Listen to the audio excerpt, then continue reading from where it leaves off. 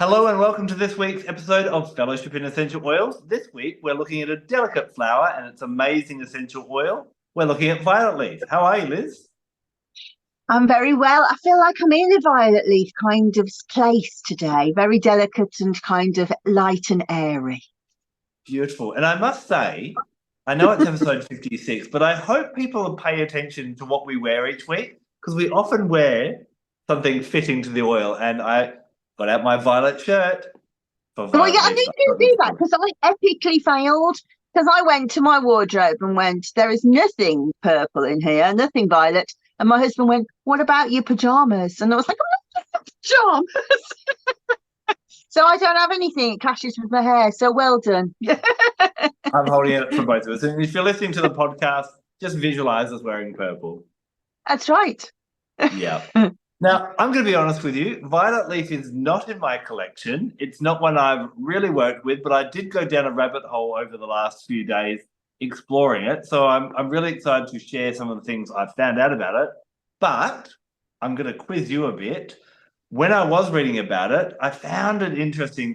I found a violet leaf resinoid, a violet leaf absolute, and a violet flower absolute being listed and referred to in different references.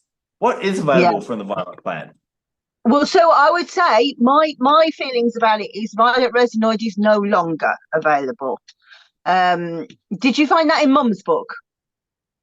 Yes, I did actually. Yes. Yeah, so she used to really love it, and it was beautiful. It smelt like Parma violets, and it was quite cheap to buy, but I haven't seen it on sale for about 30 years, so that's disappeared completely.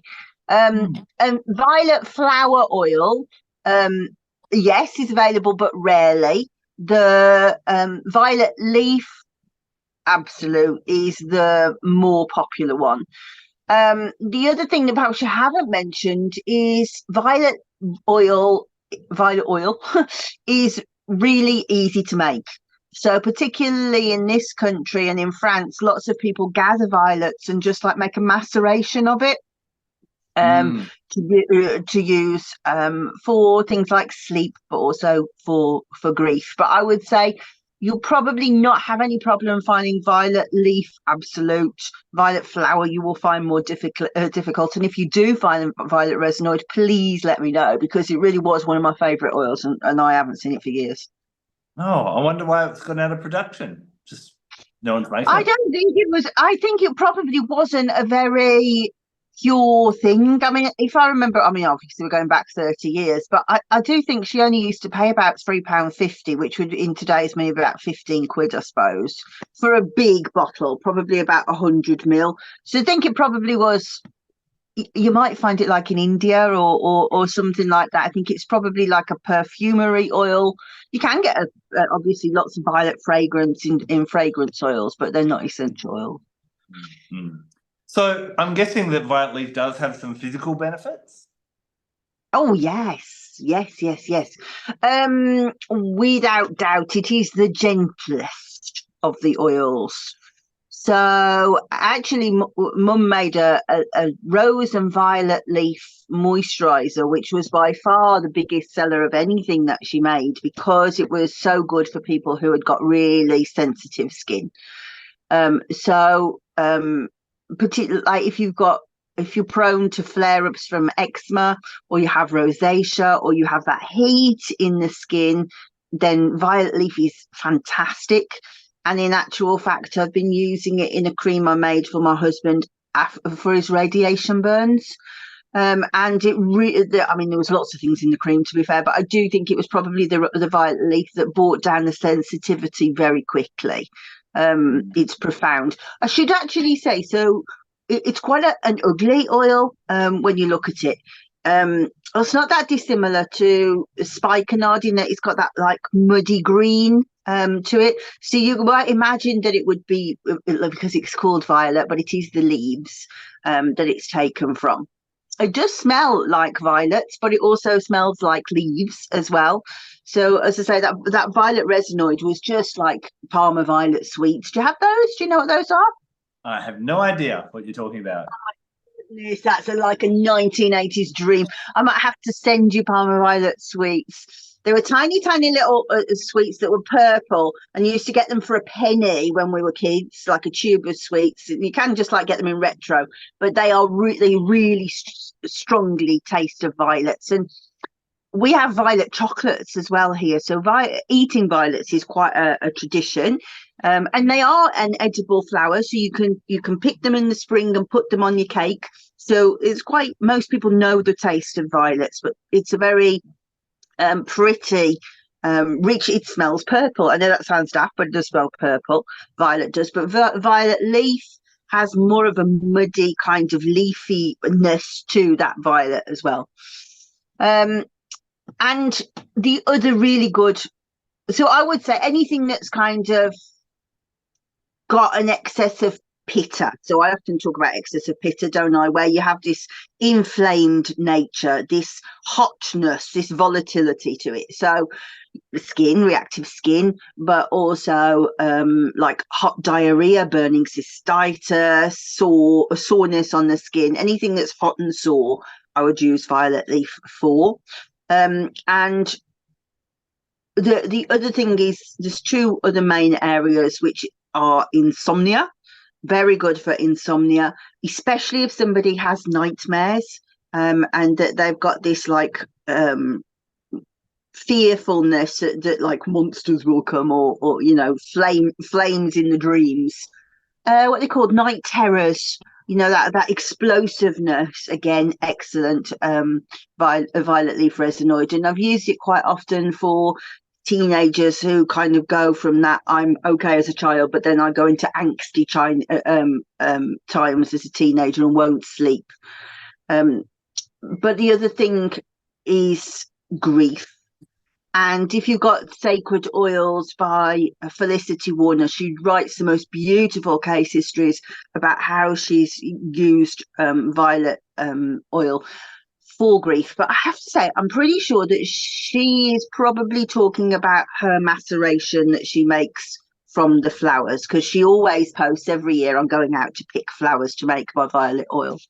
But if you look in mythology, actually it appears in lots of Melissa stories, but it's not, it's like a background player. But it appears when there's this awful tragedy, when something happens, the ground offers violets. So, for example, obviously the key Melissa story is the Demeter and Persephone story. And if you look in some myths, you'll see that she's out with several other friends, several other maidens and nymphs, including Artemis, and they are collecting wildflowers, including violet. But of course, it's the Narcissus that gets plucked and opens the ground. The other, and perhaps the older story, because the older bee goddess is Cybele or Cybele, however you choose to say it. And her consort was Attis. And that's the story of Attis's death. I would imagine probably inspired the story of Aphrodite and Adonis, because they're really similar. Attis gets gored by a boar, and where in the Aphrodite and Adonis story, when the blood hits the ground, an anemone grows, or sometimes a rose grows. It's always the same in Cybele's story, that when the blood hits the ground, violets grow. So we have these ideas of this awful grief. So interestingly, for grief, I would use rose or I would use violet, and the myth is the same, but two different oils. So this idea that, oh, my absolute love, in the case of Demeter, the absolute love of her life, her daughter, but in the case of Cybele, Attis is just like not only her love, but she's almost created that love in myths gone by, that she's created this beautiful boy, this Attis. And what's interesting is that Dies Sanguinis, it was the Roman celebration of the death of Attis, And I write about it in Melissa book, and I should have got it out actually. It's in the Meeting the Melissa. I write a lot about the research into the priests, so not the Melissa priestesses, but the Gali priests. Loads written about them because they were so shocking. Not least because they would dress effeminately, they would dress as women, but they would also castrate themselves. And there's a picture in my book of actually the gadget that they used to actually castrate themselves, which was found, funnily enough, in the River Thames, not in Turkey or in Mesopotamia. It was found in London. But so on Dies Sanguinis, the new initiate would castrate himself, and the Dies Sanguinis means day of blood. So that was his initiation into the cult of the bee goddess. And that would happen on May 25th, which is around about when you start to see violets popping up around here.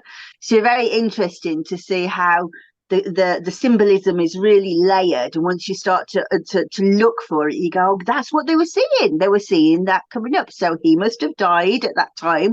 The violets came up, so that's when we'll kill him. So interesting.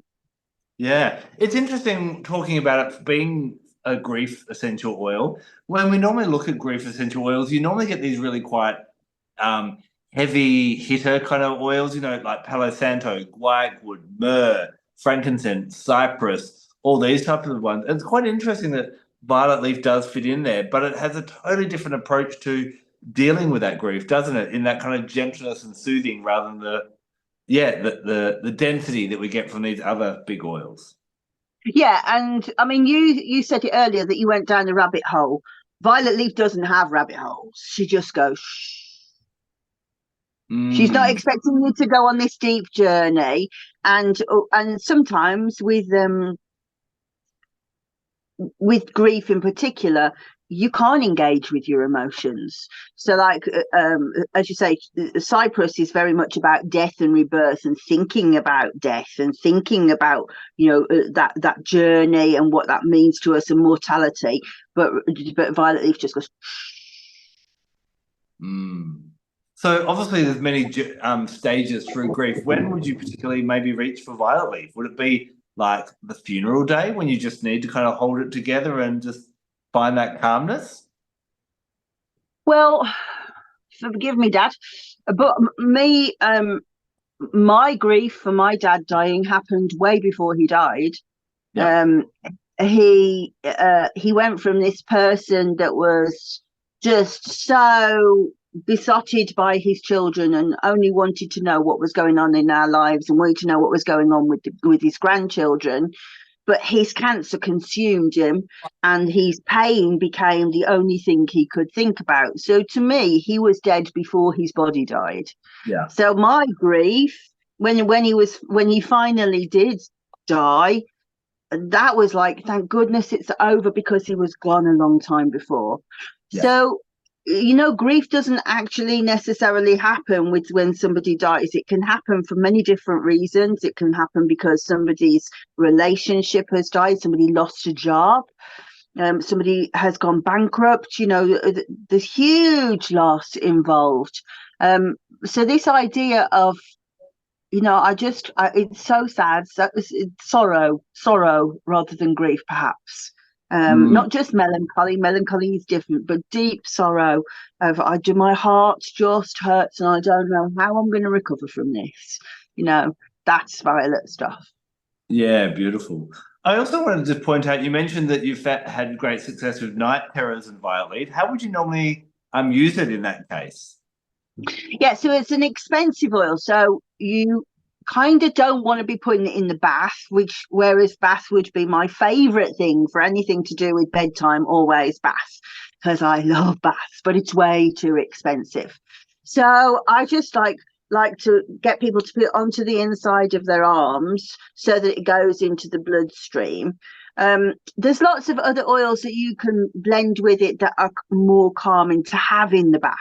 So actually, Melissa is a really good one for nightmares, but again, it's sharp, so I wouldn't want it in the bath. So that's good in with the violet. But things like just simple things like lavender, vetiver, patchouli in the bath, but then a blend of oils, including violet leaf, for them to just have on before they go to bed is really good.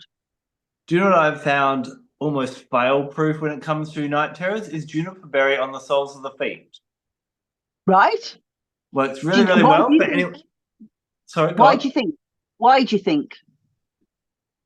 I have no physical kind of reason why, but considering that, in our episode on juniper berry, we talked about it being an oil of the darkness and having no fear and all that kind of thing, I think it just allows us to whatever's coming up to face it and to feel confident with it. Because the other thing is, if you have night terrors, it'll stop night terrors, but if you don't, it'll actually make you dream more. So I actually have a Yeah. practice every Saturday night.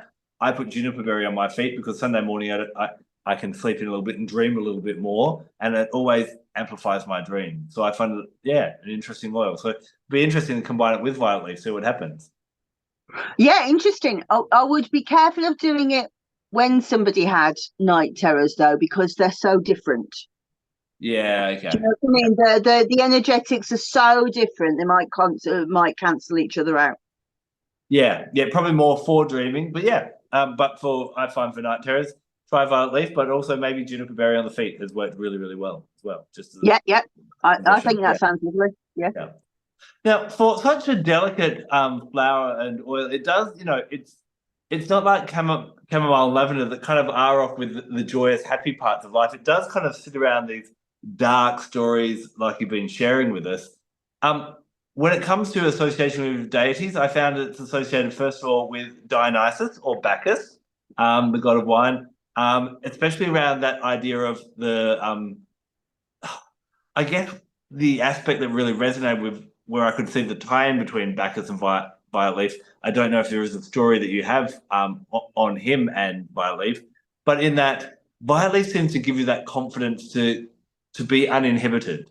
It's really good for quelling anger, but also really good for quelling when someone's feeling timid or fearful as well, to kind of step outside your comfort zone, whether that be, to deal with those scary things around death, to bring up an issue that you've been avoiding and don't want to look at. But this Bacchus or Dionysus energy is very much like let what I love about them is as a satyr, they're seen as being these party animals. But by having no fear, they actually experience much more of life because they're in the nuts and bolts and the crux and the nothing's out of limits or off boundaries. And I think violet leaf can really help in that way to help us express things. And I think really with anger, anger often comes out. Yes, it can be when we're angry, but it's often a mask for some other frustration or fear or a bit of a cry for love. And I think violet leaf could be really helpful in those instances where anger is used as a shield for something else. So there's two kind of threads on Dionysus. Who was Dionysus' mother? So he has two names. He has the name of Dionysus, but and Bacchus is his Latin, his Roman name, his Latin name, but Dionysus is his Greek name. But he also is called Iacchus sometimes, and he has another name that's gone right out of my head. But the other name, Persephone was his mother.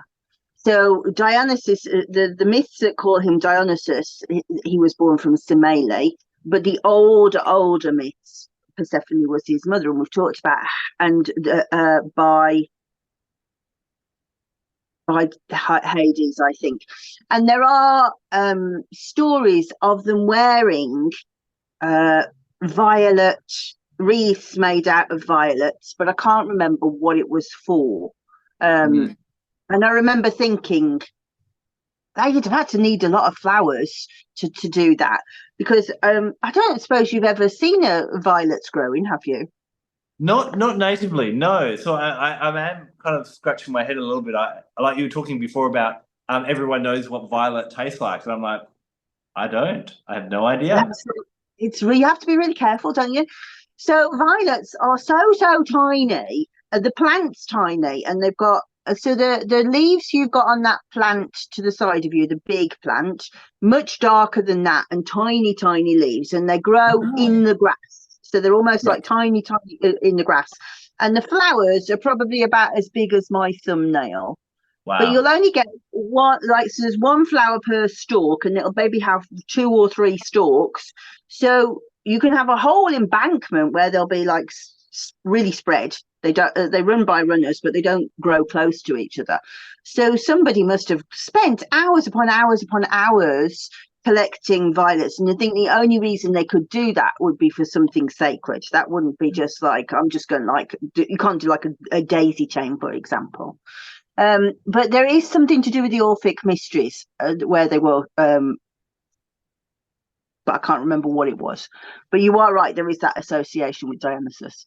Yeah, so I think violet leaf could definitely be used for helping to give you the courage to face things that you don't want to face. And, you know, whether it be dealing with death, accepting death, you know, working through grief and that type of thing. I think it'd be an awesome oil for that. The other connection, it does seem to have a connection to Jupiter as well. And it sometimes seems as being a bit of a lucky plant. And so it not only helps us deal with all the negative stuff, but can actually bring in some blessings and have that kind of delightful energy about it as well. Well, the taste, eating them is delightful. It is. It's quite a fun taste. But going back to what you were saying about the Orphic mysteries first, the Orphic mysteries was about death and rebirth. They had this idea that they would, when they went down to the underworld, the underworld, they would be reincarnated. So definitely in terms of past lives. And so from the Jupiter point of view, Jupiter is about 9th house stuff, spirituality, higher learning, the quest for something higher. Well, all of that would be Dionysian stuff as well. Dionysus is about irrationality, and he's about the moon, and he is about dreaming. He is what happens within the dream space, and usually I mean, his priestesses were the Maenads, and they were terrifying. You know, they were Melisai, but they were dark Melisai. You know, the people saw them rip the heads off creatures, and you know, they were the darkest of the shamans.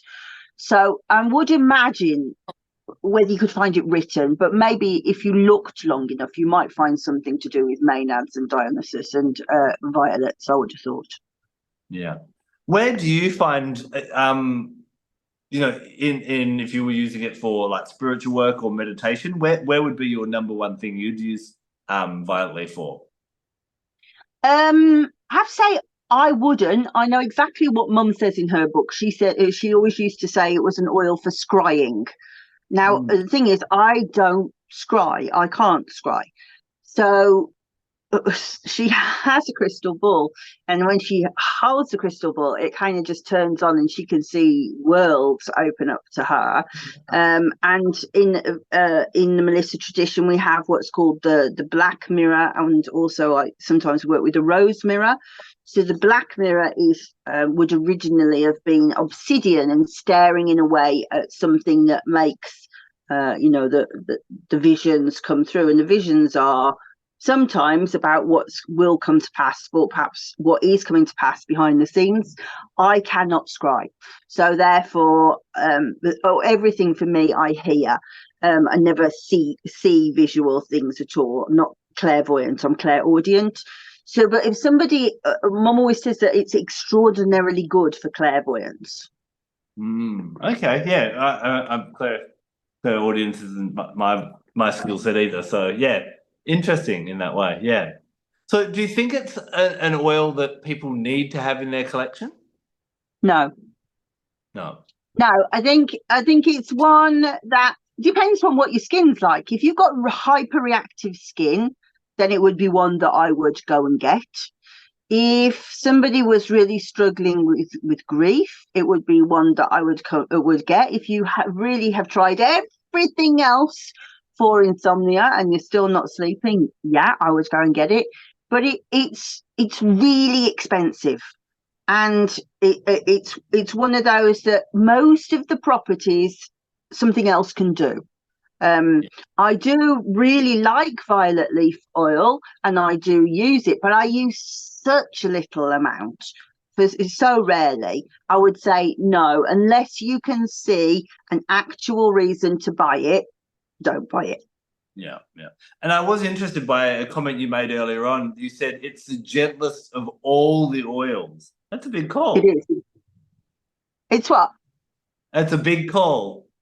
Yeah, it is. And actually, so these days, I always say do not use essential oils on babies because the oils are not formed on their skin, like their protective oils are not formed on their skin properly. But when my daughter was born, I actually created a baby range with talcs and like nappy creams and stuff, and I put violet leaf in every single thing. Interesting. Yeah. Okay. Yeah, so I've been persuaded by modern thinking that would not be the right thing to do. But in terms of what I felt that I wanted to use on my children, violet leaf was my choice. Yeah. So we've talked a little bit about some different mythology. Astrologically, where would you place violet leaf? Well, all its associations are with Venus or with the moon. I think I don't think I would associate it with Jupiter myself. But also, yeah. So I think Venus and the moon. Venus and the moon. Okay, yeah, yeah. I'm as I said, I'm still kind of getting to know this oil, but yeah, that Jupiter. There did seem to be a few references about how it does bring good fortune and things like that. So I could see that expansive nature, but it does. But the Jupiter, I'm going to argue now. So the Jupiterian vision is huge. You know, if somebody with Jupiter catches a fish, it's that big. You know, it's exaggerated, it's massive, it's loud. That's not violet leaf. Violet leaf is whisper. It's a whisper in it, you know, behind. No, but so I yes, good fortune, but actually, so Venus is about money coming in, you know. So there is a fortune comes in different ways, and Jupiter is too loud, too Zeus. It's not Zeus. It's really small, divine feminine, quiet at the times when people need silence. Yeah, it is interesting though that violet leaf, for its gentleness, the two references that kept coming up were Dionysus and Jupiter, which are two of the loudest figures in mythology, really, isn't it? Yes, but Dionysus is different. Yes, he is the god of debauchery and wine, but also he's the dark spaces, you know, and he is born from the bowels of the afterlife, you know, and Apollo is the god of sunshine and light and order, whereas he's irrationality, he's dark spaces, he is nightmares, you know. He's related, I couldn't tell you exactly the family tree, but closely related to Melino, who is the goddess of nightmares. You know, that's that family there, whereas Jupiter's up shouting the odds right up here, and violet leaf. And actually, so maybe you don't know this because it's not in your vernacular, but somebody who is shy, we call them a shrinking violet. I have heard that term before. Yeah. So again, if somebody's really shy or somebody who has been shouted at by Zeus, you know, you've got, in fact, I'm not going to say too much, but it's happening a great deal in my industry at the moment. Somebody's shouting very loudly about stuff and everybody else is going, I'm quite frightened of this. That's a violet leaf application. So I think that Jupiter is the bully, really, rather than and shrinking violet is. I'm sorry, I don't know. I don't know how to answer. You know, blushing. You know, I said how everything is red. So yeah, all those I would say is Dionysus, but I would say Jupiter. No. Fair enough. Chakras. Third eye. Yeah. For its ability to help with those clairs. I think dreams. Yeah. I think the way that it modulates thought around things like shyness, you could really attack that from a Jupiterian construct and go for solar plexus. But I think that medicine is too strong for somebody who's battered down. So almost like CBT on the brain of like challenging thought processes. But also it's very close to the ascension of the crown chakra, and all of the things we're talking about are Dionysus, we're talking about Persephone, we're talking about Cybele. Those are the upper realms of consciousness. These are spiritually advanced capabilities when you're dealing with those kind of deities. So yeah, there and there, I would say. Yeah, I would say the crown for me for that kind of that gentle expansiveness, I think. Yeah. Well, it's another oil that, I got to do some shopping again. You keep on tempting me with these different oils. So, but I think next week, yeah, well, you'll need a mortgage. I might revenge you and see if I can dig up another Australian oil that we can dive into and see maybe we'll put one in your shopping list next week. Yes, I'm excited to like for you to return the teaching favour, actually. So, so yes, I'm excited for that. Bring it on. Bring on the challenge. Right. Well, make sure you tune in next week to find out what oil we're suggesting. It is one from Australia, but it's probably one you haven't worked with. But let's see if we can do a good job at telling you why you might need it. Anyway, thank you very much for joining us this week on Fellowship in Essential Oils. We'll see you again next week. Take care. Bye-bye.